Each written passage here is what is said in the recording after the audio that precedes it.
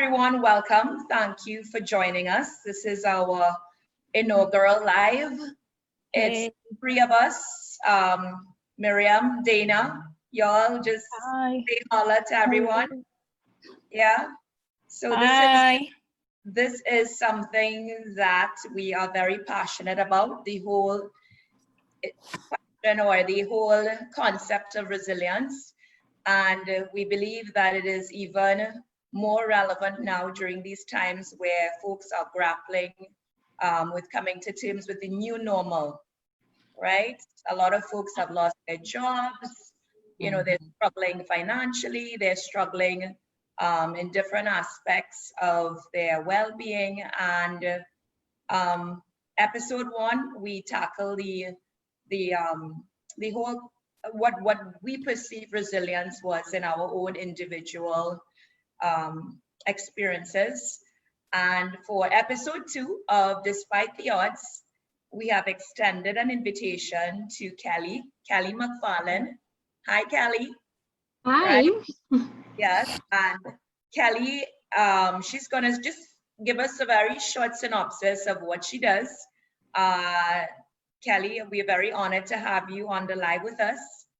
And as you appreciate and as you know, we're going to be speaking about mental health. So the theme of this particular episode is actually the mind matters. And we're going to be delving into 3 different areas. The first, just generally, we're looking at mental health. And then Dana is going to have the opportunity to tackle parenting and COVID. And Miriam, she will bring up the tail end where she speaks. She's going to be addressing Kelly on the whole question of working during COVID and coping with the various mental health issues that a lot of folks are experiencing. So Kelly, we're just going to hand it over to you just to introduce yourself, and then we'll start the ball rolling with mental health generally. So take it away, Kelly. Okay, so I'm Kelly, and I'm a clinical and organizational psychologist. So I work clinically, doing psychotherapy with couples and individuals, adult individuals, for things like stress, interpersonal problems, just some trying to understand themselves or things that are happening in their lives, to more clinical and severe illnesses like depression and psychosis and anxiety. Pardon me if I'm losing my voice a bit. And as an organizational psychologist, I work with organizations or HR and employers as a consultant and a trainer to help in areas of leadership, conflict management, and more low morale and things that help them understand why their staff may be disconnecting from the workplace and why their performance may be dropping. So in a nutshell, that's what I do. Okay, nice. So thank you, Kelly. So, I mean, as you can well appreciate, so many different situations are unfolding before us. I mean, when was the last time we were in a pandemic? It's been 100 years, right? So we were there. Exactly, we were there. These are unprecedented times, right? So, I mean, we need some guidance from the professionals, those that study these things, those that study issues of this nature, the fallout of mental health issues. So my first question that I would like to address to you directly is in respect of loved ones. So we have a lot of folks who are disabled and I mean, they're struggling. Any specific advice that you could probably share with folks who are struggling with if it's mental impairments or physical impairments with respect to just coping with COVID? Well, I think the first thing would be, awareness. It's difficult to help someone if they don't think or know that something is going wrong or that they need help. So I would advise persons first of all, to be aware of how you are being affected, because sometimes we keep going along and we're going along and we may be feeling things, but we don't really process it or tap into it. And then the next thing you know, it has spiraled and we're having an emotional breakdown, or we stop functioning in some way at work or at home, or we snap at somebody who didn't deserve it. So mental illness or mental health problems tend to affect us on several levels. One is cognitively, so that's in the way that we think. One is another one is behaviorally, the way that we behave. There's physically and there's emotionally as well. So sometimes, yes, I'm saying we need to take that role of checking in with ourselves, and that should be a general rule for everybody. But also, I think what you're talking about as well, Soroya, is family members and loved ones recognizing and then pulling you aside and saying, I'm noticing, and saying what they've noticed.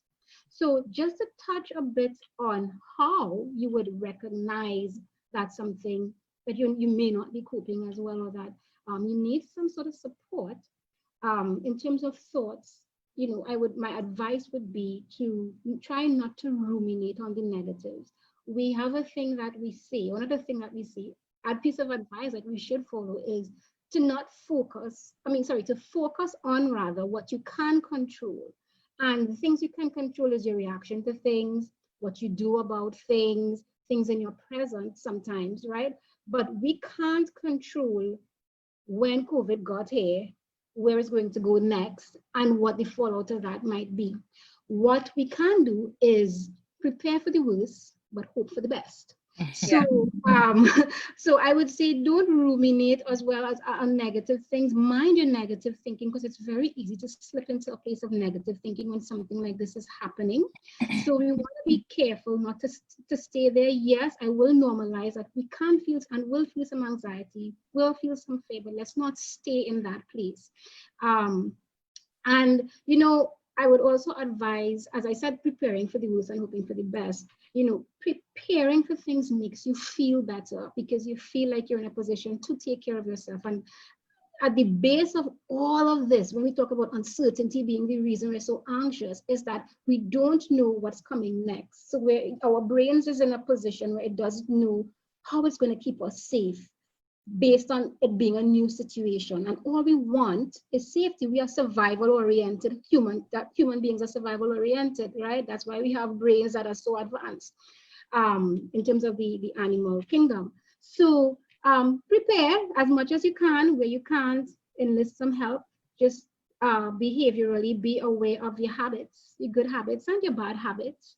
And in everything that you do, you might want to think, how is this contributing to my wellness? Is it or isn't it?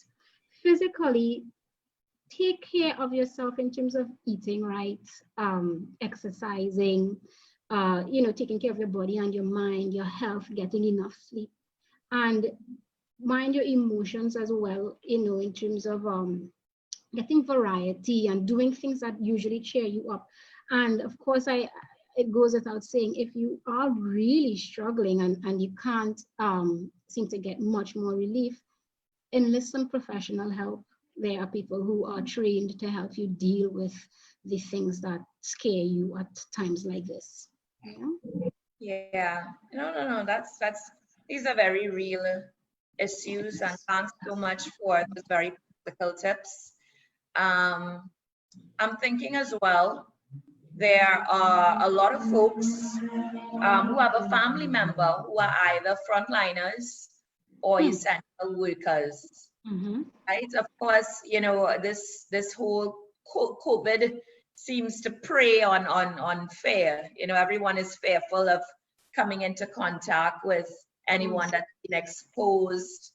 Could you probably share with us any tips for folks who have loved ones who are on the front line or interfacing with affected patients? Well, I think, sure. I think mostly this would be sort of a public health thing in terms of how to stay safe, right? So I think one thing that is key is sanitization, being, keeping yourself clean, getting home and putting your stuff into the laundry right away, taking a shower, doing what you need to do to make your family members who are at home, who aren't on the front lines, feel safe. And that's what we have to kind of look at as well, because sometimes people do live with people who, even if the family member isn't a frontliner, they are out more than usual, and it could create some anxiety. But again, preparation is key as well. So if we know the protocols and we follow those protocols, we reduce our risk, and the lower risk is, the calmer we will feel. So if we look at it from that perspective, if we're looking at a mental health perspective, I would say reduce as much risk. Be considerate of how the others in your family, and I know that frontline workers, they themselves have their own anxieties about giving anything to their families. So I'm not saying that they aren't, but the key is across the board for those who are or aren't frontliners to be aware of how the people in your family are affected emotionally by whatever risk you may be exposed to. I would say, in terms of further tips though, to know how to keep your family safe, the World Health, the WHO website and the Ministry of Health would have some good tips on following the right protocols when you get home to keep the disease out of your household. So, and that's another thing I would just say, focus on, direct your attention to sources that are reliable, not every random thing that goes around WhatsApp and Instagram, Yeah, for sure. Very important. So I just have one more question for you, and then I'm going to hand over to Dana. Now, the thing about it is that we're focusing on our interactions here locally, but there are quite a few folks who are stranded overseas that are struggling, right? And again, I mean, they already have limited financing, limited resources. I speak to one guy in particular pretty regularly who used to work with me, and he has his family abroad with him, right? And he's trying to get back in for the last 6 months. And any special advice or anything in particular outside of what you would have shared already, that we can take back to those nationals who are stranded overseas? So they're not directly dealing with the COVID threat locally, but there is that mental health element there that's being impacted. So advice in terms of what? Outside what you would have already shared. Anything outside, I mean, it's really for them to protect their mental health? Yeah. Right. Okay. I would say stay in contact as much as often with your friends and family members over here in Trinidad and Tobago. And I know that it is very daunting and scary that you don't know when you'd get to come home, when the restrictions would be lifted or the airports would be open. But try to, I mean, it's tough. It's a tough one, because for some people, the reason it's creating anxiety is because they're running out of resources, and there's no way to tell somebody, hey, cheer up, you have no money and you don't know how you're going to eat tomorrow. So that's a really tough one. Knowing what we know about the pyramid of needs and fulfilling basic needs before we could experience mental wellness or emotional wellness, it is more difficult when you're not sure what your situation, what your shelter and your food would look like tomorrow, or you feel like you're draining the resources that you have at home from the loved ones who are trying to support you. But I would say that in times that you really do feel like you may be creating a burden or so, try not to fortune tell. Try not to make assumptions about how other people feel about you leaning on them or speaking with them. Maybe have conversations about these things that are weighing on your mind so that you could kind of get some ease. Create a plan, an action plan. So again, I'm coming back to that whole thing about making yourself feel prepared, and create a plan about, okay, what's the worst that could happen? And if the worst happens, what will I do? What resources would I enlist? Who can I turn to? And that's just if the worst happens. And then you can kind of relax a little bit, knowing that you have that plan in the background if you need it. And then hope and be positive that you won't. None of us could advise and knew what would happen. But we just have to do the best we can, grow from this, develop our resilience reserve from this. Yeah, pretty much. Okay, I mean, thank you very much for that. So Dana. Hi, everyone. Thank you for joining me. About parenting, Dina. Remember, we said I was going to do parenting and you're doing work, right? Yeah, yes, definitely. I like how you pick up very. I was switching it around, but yeah. No problem. Kelly, in terms of the jobs, right? We know a lot of persons would have lost their jobs, and we are hearing about both especially in the private sector. You're hearing about the capital workers and many other workers who would have lost their jobs since the advent of the COVID. In terms of, and then you're hearing about Carl wanting to retrench workers, etc. In terms of depression, because I also had a couple of friends who would have lost their jobs there in the airline industry, etc. Can you tell us briefly some of the symptoms of depression in particular? And in terms of depression, what are some of the remedies you would propose that persons would take, at least in their personal life? All right. Okay, so symptoms of depression, and we can look again at, cognitive, physical, behavioral, emotional. The person would, in more obvious cases, they may look sad, or they may be very tearful, or in terms of their thoughts, you may hear them speak in a more negative way about the future, or about their lives, about themselves, or about people. You may see them, they may sleep too much or too little, eat too much or too little, start withdrawing from others, stop enjoying things that they used to enjoy before. So you're trying to reach this person on the phone or on WhatsApp and they're not responding very often. You'd see changes in their behavior. They used to be very socially inclined and now they're not at all. Yeah. So when you start to recognize some of these symptoms, it's important to reach out. I would say since we've been seeing I know you didn't ask about this, but as I'm speaking, I'm thinking, and we've been seeing an increase in suicidal behaviors and suicide completions and attempts. And so in looking at depressive symptoms, you also want to look at if there's any elements of hopelessness or feeling trapped or emptiness, because that's where we start to topple over into suicidal ideation. And so that would be part of the conversation that you'd also want to have with them. And I mean, this is not something that we can actually gloss over. We have to talk about it in these times because the evidence is clear that it's happening, right? In terms of remedies or solutions, what I like with Savoya's question, because it's such a real issue. It's when you've lost your job. So this is not just a matter of I've lost my job and I'm mad because they fired me. This is a matter of jobs are hard to get. And it's a scary time. It's a time when you do need finances to make sure you can pay your rent, to make sure you can feed your family, if not just yourself, but also a family. And those are very, very real concerns. My suggestion would be to develop your plan, get into your planning. Okay, what are the things that I fear the most? That's one thing to get on your planning list, right? If those things or that thing were to happen, what can I do myself?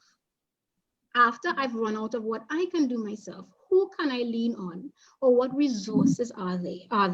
Whether it's in terms of in the government or in terms of who we know, right? And exhaust that list until you run out of options, right? Yeah. And then look to see where else you can get it.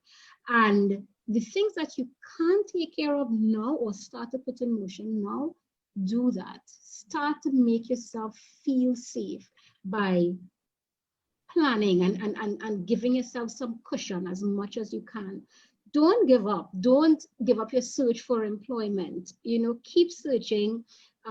If you find that, and you feel very negative about any chance of any help, and yes, it might be because of rejection after rejection, remind yourself that, you know, you can't stop, you can't give up. You have a reason to keep going and keep knocking on doors. Sometimes you have to knock on 100 doors until one opens.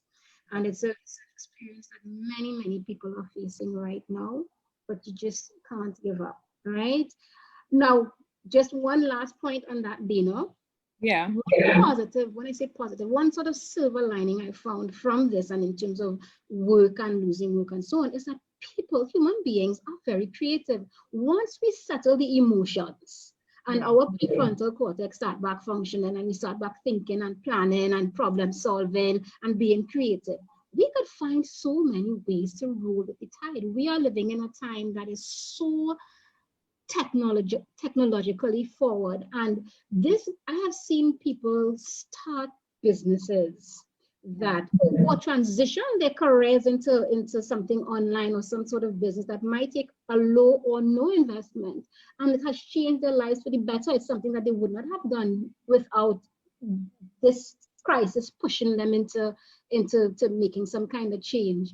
And it's actually incredible to see that type of shift happening. So that would be another thing. Sit and get really creative. What are my skills? What can I do? What can I offer? Even if it's for free at first and then I branch into something else. What have I always wanted? How can I do that now, given what is happening? Don't give up.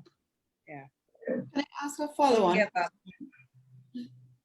Go ahead, darling. So Kelly, when you're speaking about, you know, being creative and doing things that you always wanted to do, before you get there, sometimes you feel in this stage where, you know, you don't want to do anything at all. You know, you have this mountain of things to do and it just keeps piling up. How do you get out of that stage from just feeling overwhelmed to actually actioning this list of things that could be helpful? Yeah, well, let me tell you, first of all, that's your brain lying to you and telling you that you can't and it's going to be too hard. And what you're also speaking to is procrastination. And I always say procrastination happens for several reasons. You know, either we think that the thing that we want to do is too much and we can't handle it, we won't succeed at it, people will criticize it, or I'm not equipped to do it. So understand that that's what's happening in your mind. You feel overwhelmed before you've jumped into the task. So one of the things you might want to do is one of the things that I can't live without, a to-do list or a diary. It's right here, right? So you get your diary, or you just get a list, get pen to paper, fingers to 10, but I don't follow them though, I have to say. You have a what? I have about 10 diaries, but I still feel like, you know. Well, that's okay. Get on the laptop, get on the paper and pen and say, okay, this is the task, and break it into chunks. So to accomplish this, I need to do A, B, C, D. I could break it down further to A1, B1, C1. Don't give yourself a whole lot to do tomorrow. Give yourself a little piece and accomplish that, right? And let that be a motivation to try and accomplish part B until you get it done. Slow and steady sometimes wins the race. And then as you start to get things done, you start to motivate yourself. If you really are struggling because you've identified that, hey, this is procrastination or this is depression, and I just don't have the energy because I feel so low, talk to somebody close to you, somebody who you know could listen and give you good advice and support. And if you still feel low, again, there are professionals that are equipped to help you figure out what's going on. Yeah. I like what you said that, because some people still live in that stage of denial as well. Yeah. You know, it's like you don't know how to explain that you're feeling these symptoms. You have these lows, you have these highs, and you're really, I don't know if it's in terms of our culture, if it's, you know, being ashamed, or, you know, you just don't know how to deal with it. So that is very good. I'll tell you something, Dana. You know, local research shows that a very, very, very small majority of people in Trinidad and Tobago have even a fair idea of what depressive or mental illness symptoms look like. So you could be experiencing something that's leading you to a chronic mental illness and not realize it. So you don't know that you need to check into something. Even things like pain, shoulder pain all the time or getting sick all the time. Sometimes these are all because of something that's going on mentally. And so that's why discussions like these are so important. We do need to help people understand what some of the risks are, what some of these things feel like and look like, and what we can do. And yeah, in terms of fear of being able to say how you feel, to explain how you feel, another thing is stigma. So I think, though, I would say that we are doing a lot better where that is concerned. I think because a lot of celebrities and in foreign countries, they're very open about mental health. So England even has a mental health day. You could take sick leave, holiday, mental health day. That's what's happening on that end. Yeah, right. So English colleagues on the line and good. And they're paving that way, they're charting that course. And I think it's so important to normalize and empathize with psychological the mental health experience. Yeah. Thank you. You're welcome. And I just go a follow up quick, sorry, because she mentioned stigma and I just don't want to lose this point. Sure. Yes, you mentioned in places like England it's big, but we're based in Trinidad. And so how do you speak to your boss and say that you're experiencing mental health? You may not even want to do something like that. Yeah. Definitely. Ostracized or something, Yeah. Well, and I don't feel that a lot of people, I don't feel that they are convinced that they can actually do that, and they try to hide it. What are your recommendations in that sort of situation? And that's because of culture, not just general culture, but organizational culture as well. So, hey, employers, we got to start with you. HR, we got to start with you. But first of all, let me say, you don't have to disclose your mental health status to anybody, including your boss. Don't feel like you need to do that at all, right? And yes, because you're aware of stigma or you're uncomfortable, or just because it is your business. Just like if you have a physical illness and you need a sick leave, you don't have to tell your boss, hey, you know what, this is the disease that I have. I mean, some people do, you can, or you get a doctor's note. And if you want to share that, that's fine. But what you can also do, if you do need extended sick leave for a mental health issue, you could get a letter from your doctor or your mental health provider that would be vague enough but legitimate, asking for that time for you, right? Yeah. That's helpful. Yeah. You have something else? Sorry. A common voice. You're welcome. Me? Yes, you, Kelly. Oh, thank you. You're so sweet. I will move forward with in terms of the symptoms of paranoia, because I have a couple of friends who are into tertiary education studies, who have endured certain, we don't know what it is at home, in terms of working as well. They have this paranoia in terms of going to work and coming back home to their families, to their children. How can you, in terms of right. So can you give us some of the solutions that they can utilize in terms of addressing and dealing with this paranoia and anxiety in their personal sphere? So the solutions for dealing with paranoia. First, the symptoms and then address the solutions. Okay. First, I'd say I'd want to address what we mean by paranoia, because remember, this is a pretty extreme situation that we're in. We've been in it for a while, and it starts to get a little more, I don't want to use the word normal, but it does start to get a little more normal to wear your mask and not hug and things like that.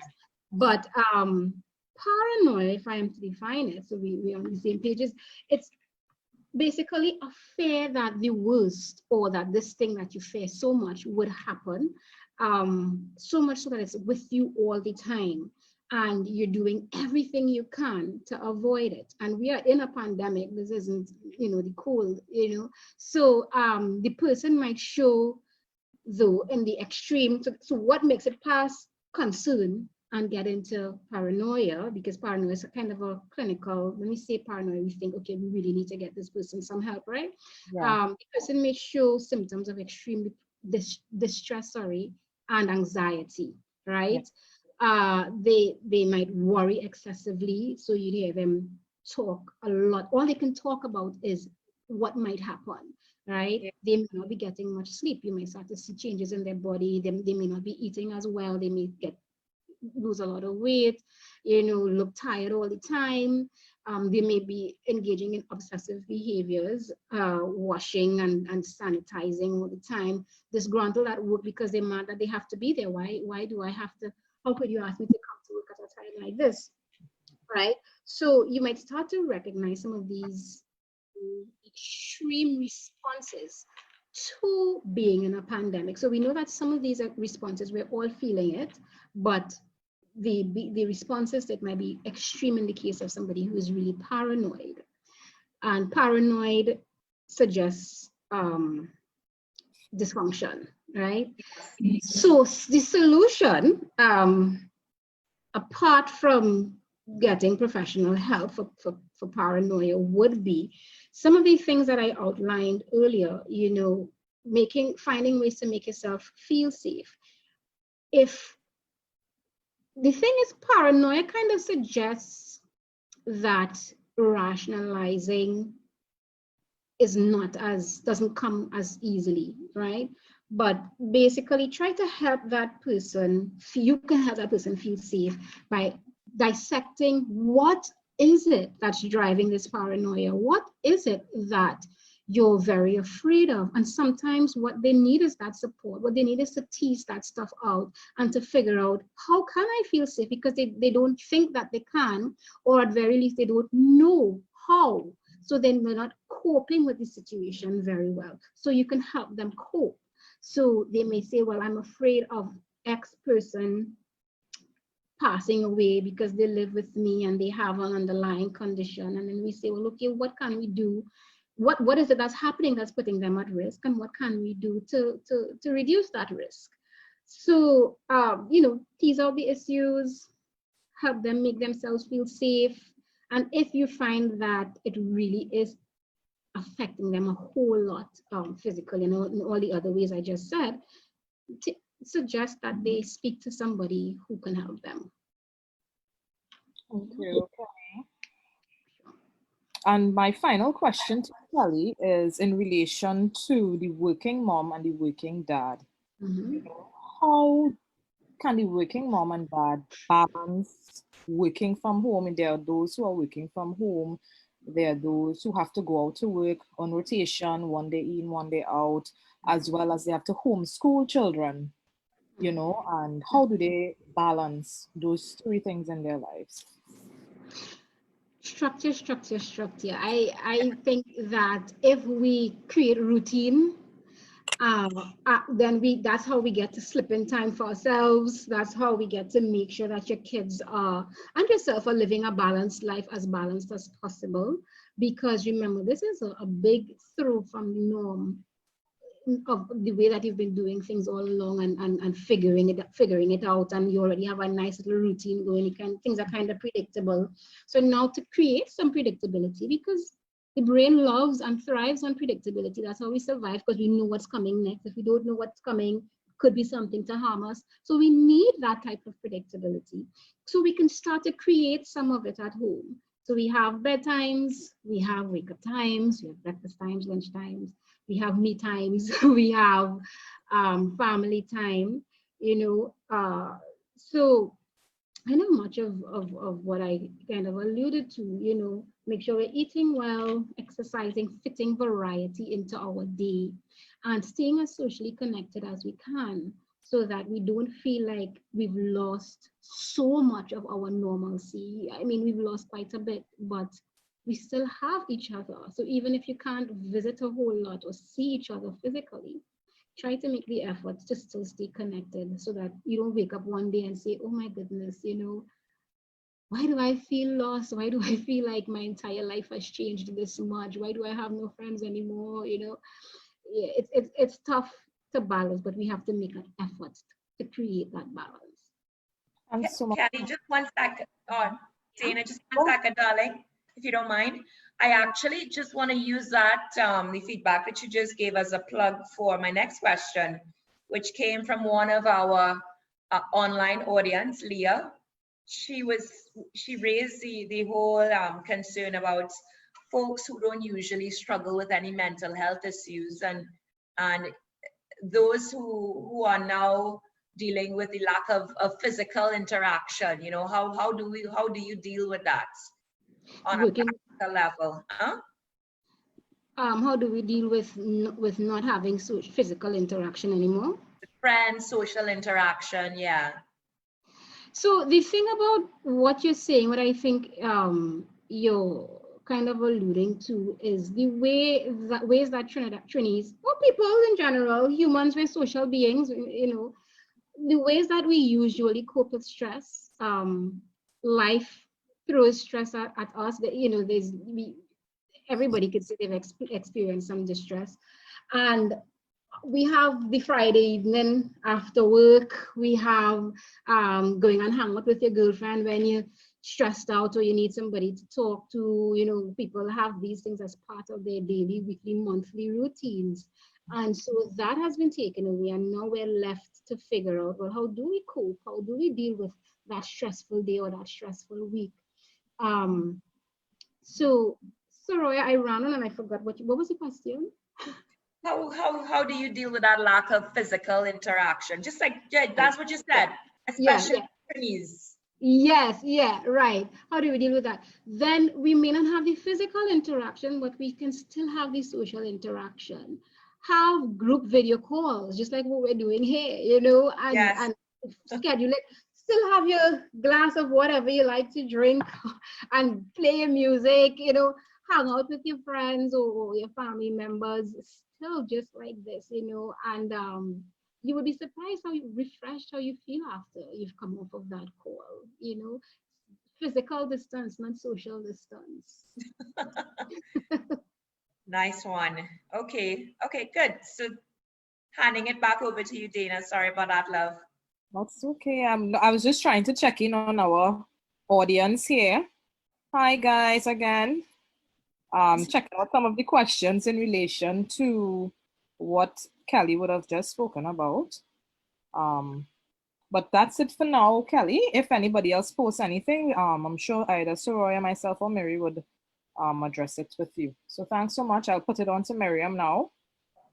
So on the points about the viewers, someone is asking, what are some tips for persons graduating from university and are now entering lots of uncertainty in the job market? So it comes back, I guess it would be similar to what I was saying with the person who has lost their job and trying to get creative. You know, there's no predicting, I guess, you know, in most of the areas of work, because if they're graduating from university, I suppose they have a particular career field that they're interested in, and different industries are feeling the pinch in different areas. So finding alternative talents or finding ways that they can use their talents, start to build yourself, maybe do some internships if you can, if money isn't a big issue, and you can do some internships, some volunteer work. So that when jobs do start back being available, you've gathered some experience. You know, hopefully, and for most of those people, they are getting some support from their family members to survive. But for those who aren't, you know, again, just get creative with what you can do to support yourself in the meantime. And don't underestimate or underrate volunteer worker. Because lots of employers really value volunteer work, and it really does give you an edge. And there's more that you could be learning as well. You could learn other things online while you're at home in between school and starting your career. Yeah, exactly. LinkedIn, reach out on social media, talk to people in the career field that you're interested in, see who needs volunteers or who has work available. Keep sending out your resume.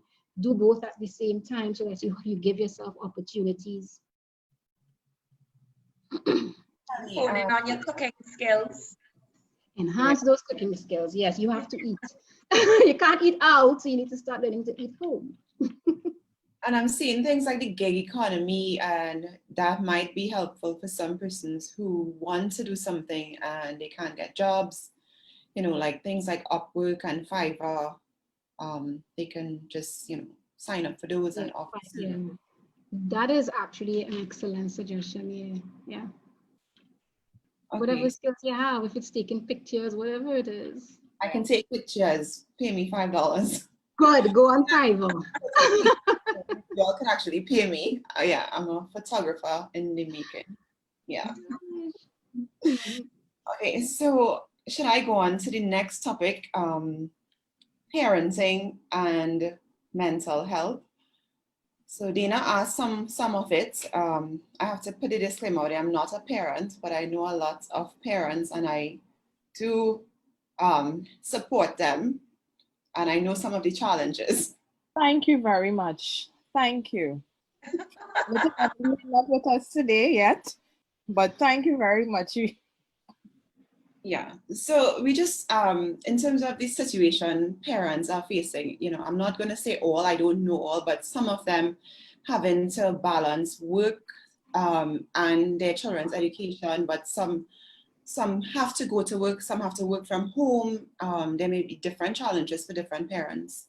And then parents in different situations, like single parents or I'm just wondering, how can they balance their own needs as well as their children's needs? I know you said to Dana, structure is everything. Yeah. But sometimes you try to structure, but how do you balance? How do you, keep a balance for yourself to be able to help them in the best way possible? Yeah. Okay, well, I'd say, first of all, good balance requires good balance. So it has to be deliberate, right? So that's where the structure, the routines do come in. But with those routines, the layer to understand is that you have to try not to neglect all aspects of yourself. A lot of times in times of crisis, parents tend to start to focus a lot and almost completely on making sure their children are comfortable and fine, and there's nothing wrong with that, especially in the beginning.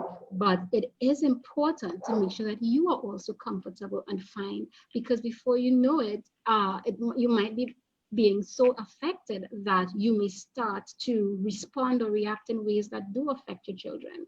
So keep aware of how you're affected, and try not to neglect the things that you usually like. You just kind of altering the ways that you do it, right?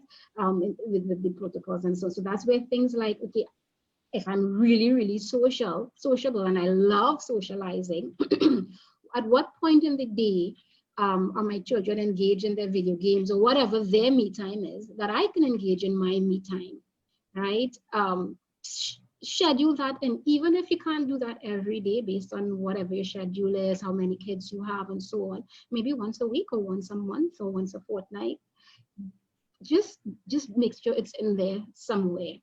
And you want to give your kids the same thing, make sure that they are having a lot of variety and that they are having time to spend with friends, ample study time, quiet time, make sure they're getting their rest.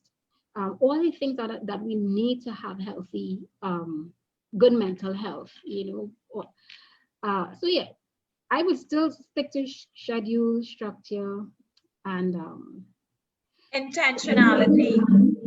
That's right. Thank you, sir. Intentionality, deliberate. I'm going to make a recommendation to come and Please. provide some services to my employers, especially with what is happening now with children. Thank you very much, Kelly. You are so welcome. Parents, they're trying to, okay, so that is, how to structure. But sometimes you can't structure your child's behavior at a particular time. And you have to commit to your work. So say someone who's working from home. And then you have these important meetings, but then that child needs attention and they need supervision for online classes, for example.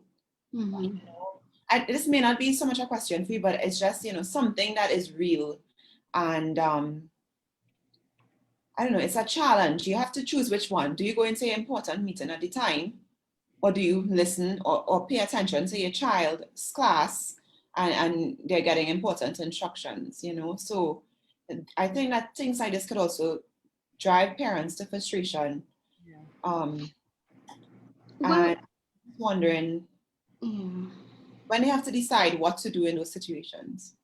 Yeah, well, there will definitely not be a one size fits all for that, because for some people, depending on how fragile their employment is, we don't want to lose our job at a time like this when it's harder to get jobs.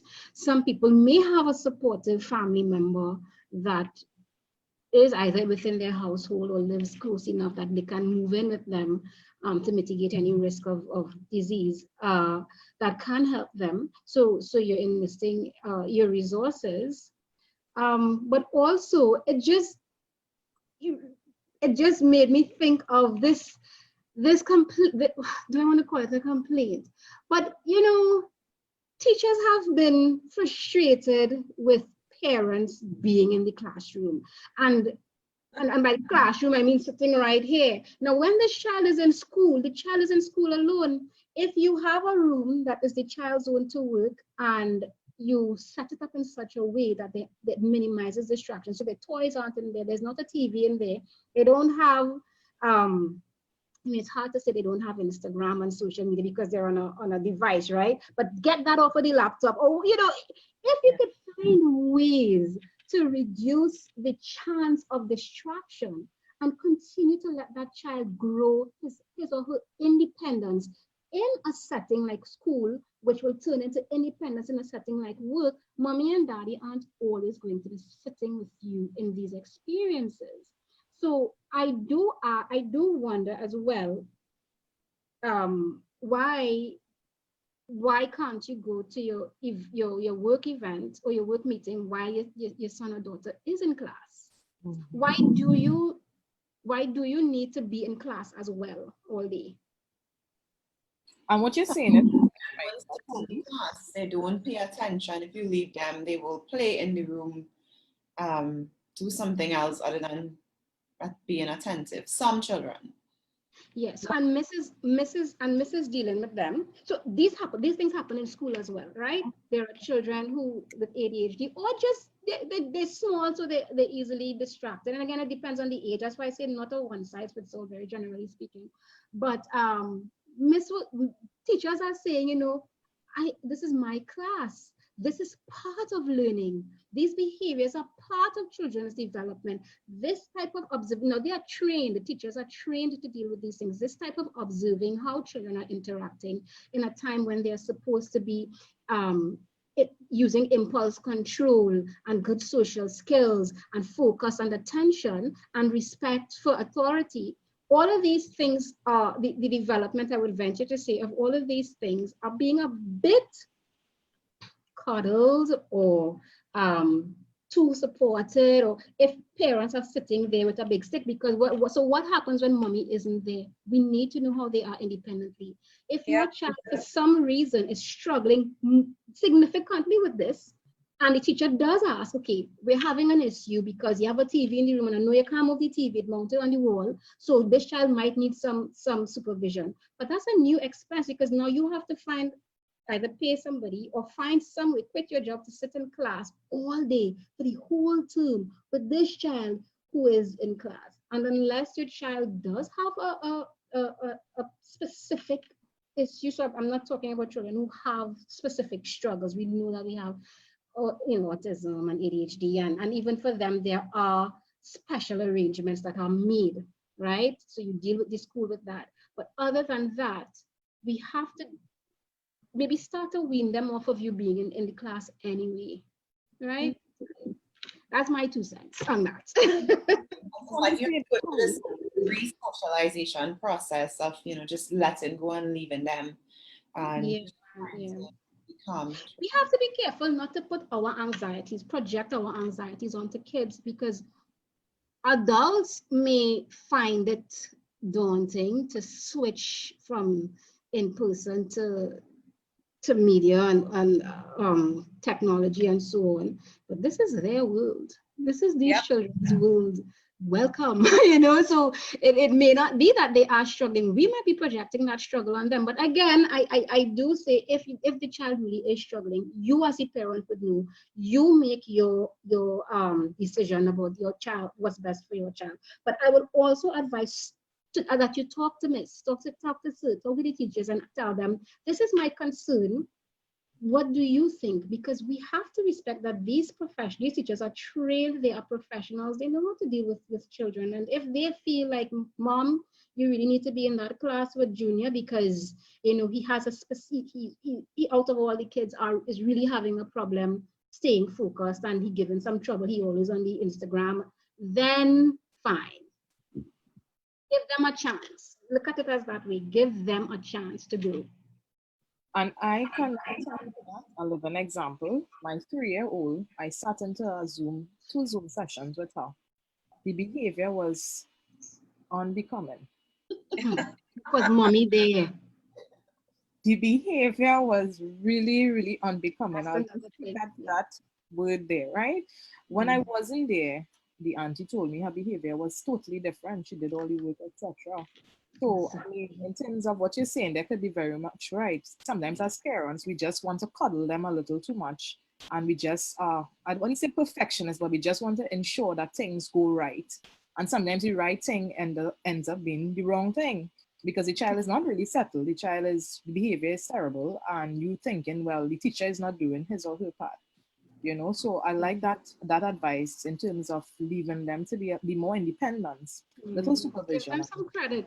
Yeah. They might be more adaptable than you think, more resilient than you think, and it might be you who's not adapting and not resilient, and you're projecting that onto the child, and the child is quite comfortable. And if Miss has a problem, Miss will tell you.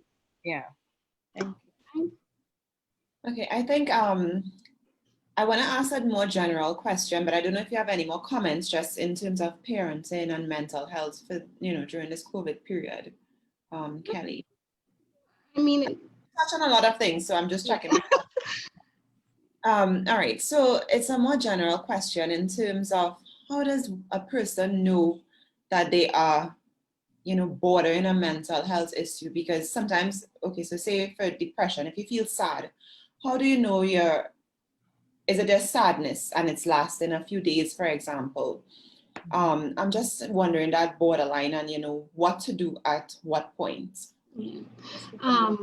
I mean, is it a sadness that is connected to something else that it's rational? No, I'm saying what you can ask yourself. No, I'm not actually asking you. Question. So I'm not sure. No, I'm not asking you. This is me answering actually. So you would think about that.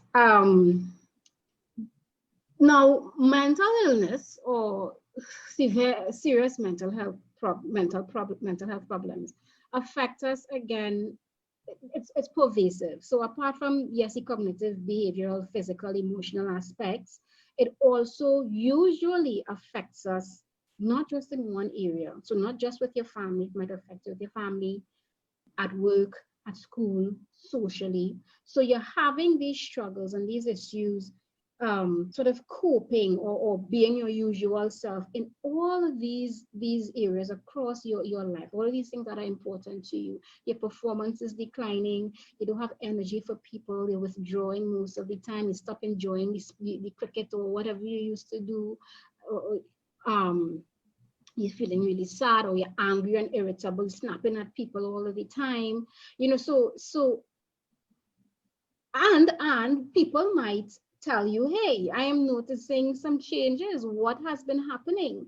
So when you start to realize that you're being impacted or things are changing in all of these areas, and that you feel like your ability to cope is becoming less and less, then you start to wonder, well, okay, maybe this is something a little more serious. Now, again, you made a good point, Miriam, that it's not just a couple of days. I mean, and it may or may not be linked to something, whether it's linked to something or not. But it might be a couple of days in passing. Okay, so we have highs and we have lows, and that's fine. However, if it's a couple of days now, then a couple of days next month, or a couple of days next week, or a couple of days in 2 weeks again, and it keeps cycling like that, then again, you're experiencing these symptoms too often. So then you can start to tease it out. Now, just because you're experiencing a lot of depressive symptoms doesn't necessarily mean that you have depression. It could, I mean, we look at different things like what's happening in your life. It might make a ton of sense that you feel the way that you feel over and over because you're living with an abuser, things like that. But I would say that with mental illnesses like depression, since we're on depression, depression is chronic. When it develops into a disease, it's chronic, meaning that it does not, we don't cure depression, but we treat depression. Depression is very, very treatable, meaning that you can go into remission and live a very normal life with the disease. So remember, depression is in the neurotransmitters of the brain and so on. But when we have a depressive episode, we always say, and by we I mean mental health professionals now, we always say, the sooner you treat it or you deal with it, the better, because once it starts to occur again and those structural changes take place in the brain, now you've developed a disease, right? The disease of one of the depressive diseases, we have several. Depression is a symptom of a disease, right? And then once you've developed that disease, it's chronic. This is again, as you were saying earlier, Dina, this is again a reason why it is so important for people to understand symptoms. It is important for people to know what's going on, in your mind and in your body. We tell kids, you must know what's going on in your body. We too, we have to understand, how we're being affected by things so that we don't end up with something chronic.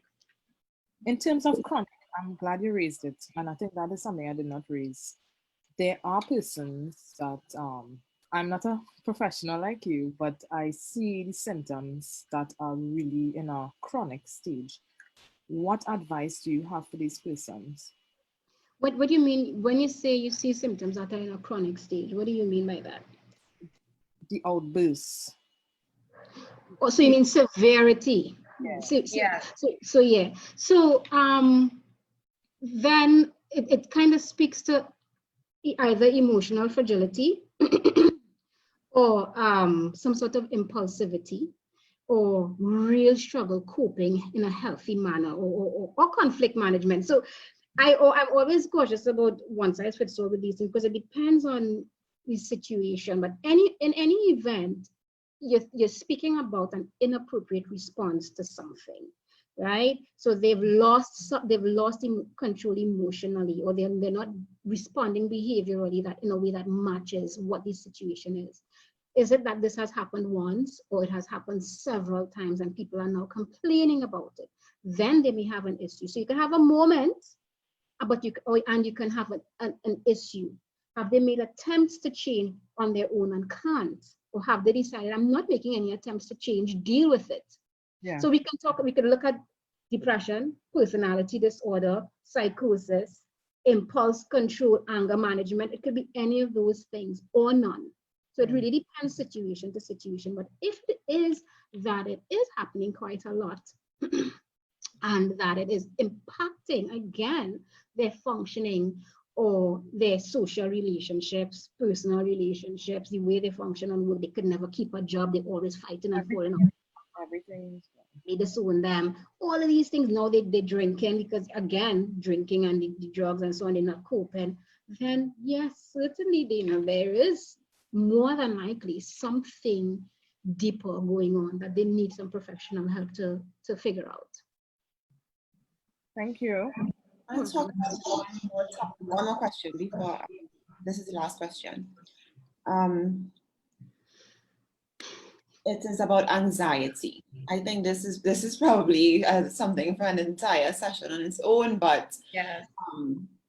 and I'm not talking about anxiety when, you know, lay people speak about it and it's like, you know, I'm just anxious that this will happen. Anxiety in the sense of when you don't have any control of your body in terms of sleeping, but your mind is racing. And, you know, so you can tell people do things, but you can do that when you're up. Can you, you know, I just want to understand a bit about anxiety. Can you just tell us about anxiety? And someone has a particular question about anxiety on the chat. Let me just read it. What should parents do if they think their anxiety about COVID is affecting their kids?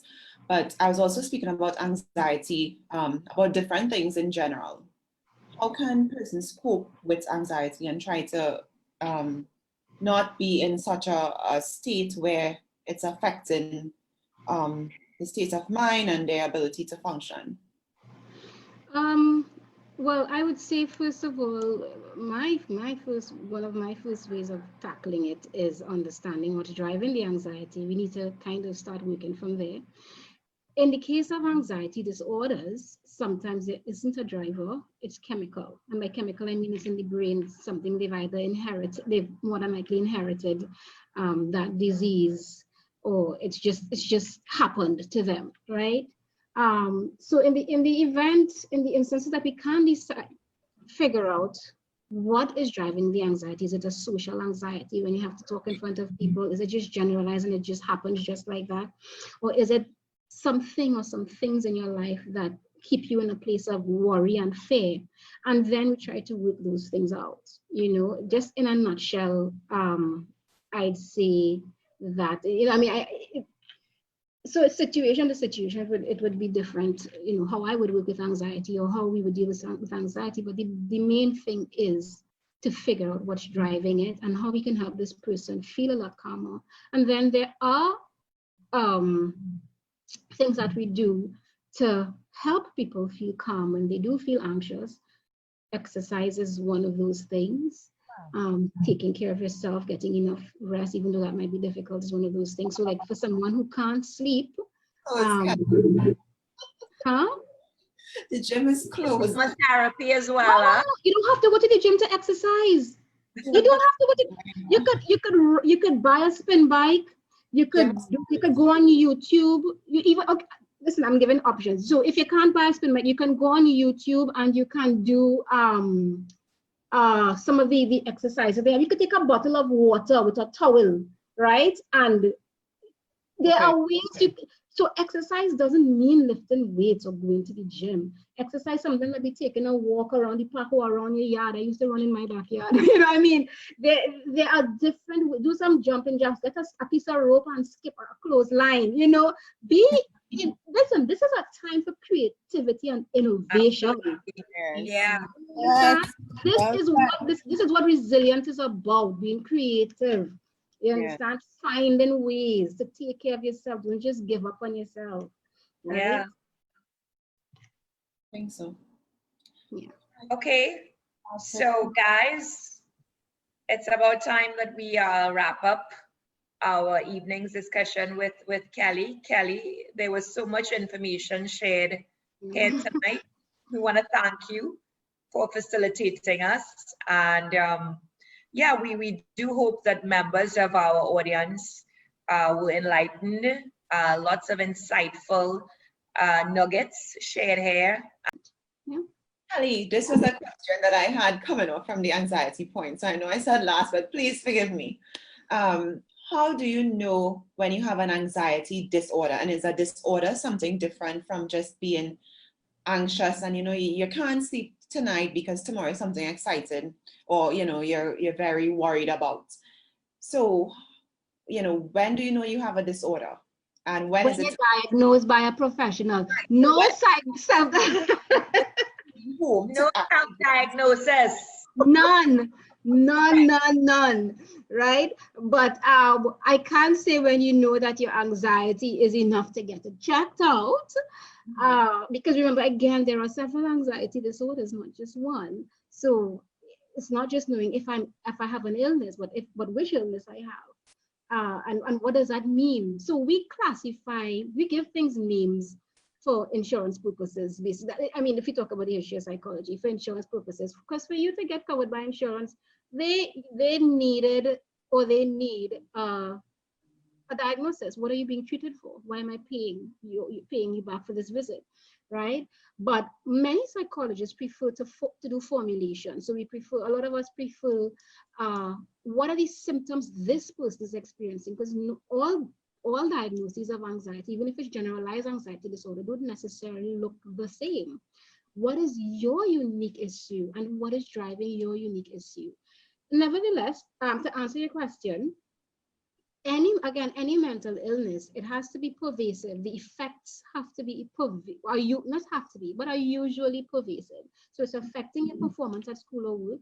It's affecting your ability to socialize. It's affecting the way you relate with your family. It's affecting the way you feel about yourself or the way that you relate with yourself, right? It's affecting the way you eat, the way you sleep, your ability to, especially in the case of anxiety, your ability to relax, your ability to rationalize, your ability to feel safe, and it's going on for a while. It's not, I felt some anxiety today, or I felt a moment of anxiety because I had to go and present something to the Prime Minister, or in my class or to the boss. That stuff is normal most of the time. I mean, there is such a thing as social anxiety, but again, it really depends on how severe the symptoms are, how long they last. So you may feel anxious to go sit for your evaluation from HR at the end of the month. And when you leave that room, your anxiety leaves with the evaluation. If you have an anxiety, if you have a problem, if you have a problem that you might want to check out, you might continue feeling that anxiety for days, the week, just from getting triggered on that day. So anxiety is a normal thing. So anxiety is a normal emotion. We are evolutionized. We are what's the word from evolution? Primed.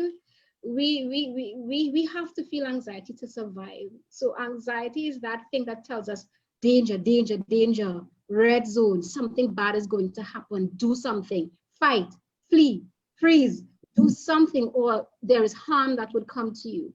In the case of an illness, a lot of times you don't need harm, or something that is simple like this pen reminds me of something that is the core of my anxiety. So every time I see this pen, my heart starts racing because I'm getting ready to run. My blood pressure increases because I need to not bleed out if I do get cut. So all of these things are evolutionary, it's biological from the days of our hunter-gatherers, survival of the fittest. If you didn't get anxiety when you saw the opposing tribe come in, you would die out, and so would your seed, so would your tribe, right? So all of these things are evolutionary, but there's a malfunction in the case of an anxiety disorder. Okay. It's nice and fun to explain, and it's a whole lot. So I will stop right there because I'll talk. Yeah. So we're gonna go for an official stop, right? Yes. Okay. So good night, everyone, and thank you as well to our online audience for tuning in, guys. Thank you very much. So that's a wrap. Bye. Bye, everybody. We want some singers next time and dancers. Yeah, we want your song. Okay, I'm gonna end. Guys, I'm gonna end the live and we can just join back on soon. Okay. Not a problem.